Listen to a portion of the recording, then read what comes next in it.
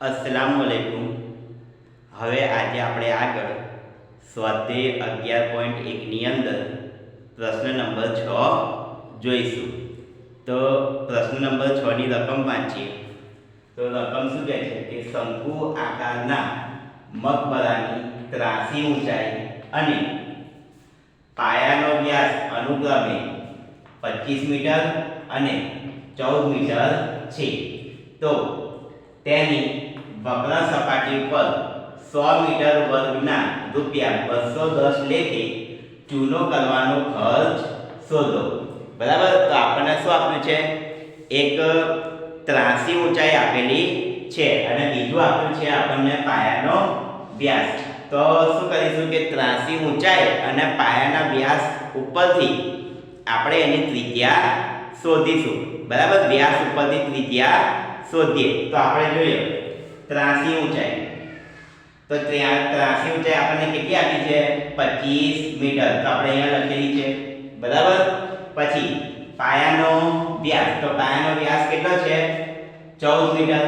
તો 14 મીટર આપેલો છે અને વ્યાસ ઉપરથી હવે શું શોધીશું? વ્યાસ ઉપરથી ત્રિજ્યા શોધવાની છે। તો આપણને ત્રિજ્યાનું સૂત્ર આવડવું જોઈએ। ત્રિજ્યાનું સૂત્ર શું છે? તો વ્યાસ ભાગ્યા 2। બરાબર। વ્યાસ ભાગ્યા 2। તો જો વ્યાસ આપણી જોડે કેટલો છે? 14। 14 ના છેદમાં 2।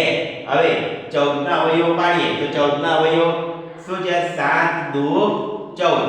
તો 2 અને આ 2 થયા કટ અને આપણી જોડે વધ્યા 7। તો આપણને ત્રિજ્યા કેટલી મળી? તો કે ત્રિજ્યા આપણને 7 મળી। બરાબર છે।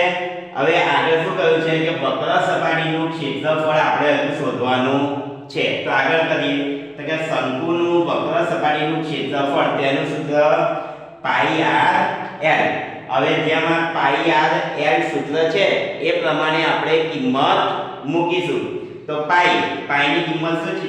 22/7 ગુણ્યા r।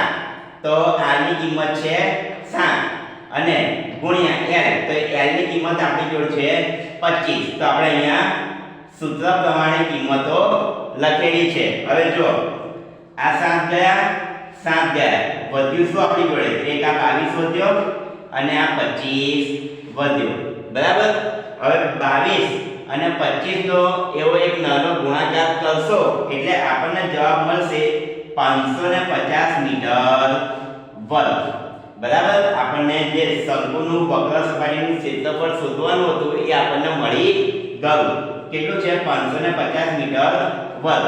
પણ હજુ આપણે આગળ દાખલો ગણવાનો છે। તો આગળ શું કહે છે કે જો 100 મીટર વર્ગના ₹210 લેખે ચૂનો કરવાનો ખર્ચ શોધો। બરાબર।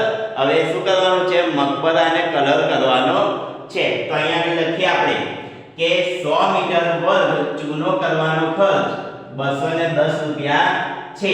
તો આપણને કેટલું ક્ષેત્રફળ મળ્યું છે? તો કે 550 મીટર વર્ગ। તો આગળ લખીએ માટે 550 મીટર વર્ગ ચૂનો કરવાનો ખર્ચ કેટલો?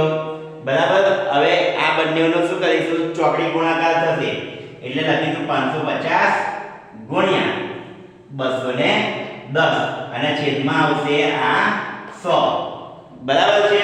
હવે આગળ જો અહીંયા આ શૂન્ય ગઈ આ શૂન્ય કટ થશે એવી રીતે આ શૂન્ય અને આ શૂન્ય કટ થશે। તો આપણને કઈ કઈ કિંમતો રહેશે? તો કે અહીંયા 55 રહેશે અને આ 21। તો 55 ગુણ્યા 21 અને 55 અને 21 નો એવો નાનો એક ગુણાકાર કરશો એટલે જવાબ આવશે આપણી જોડે ₹1155 ખર્ચ થાય। બરાબર। જે ચૂનો કરવાનો છે એ ચૂનો કરવાનો ખર્ચ કેટલો થશે? ₹1155 ખર્ચ થશે। બરાબર। આપણે આ દાખલા નંબર 6 પૂરો કર્યો। અસ્સલામુ અલૈકુમ।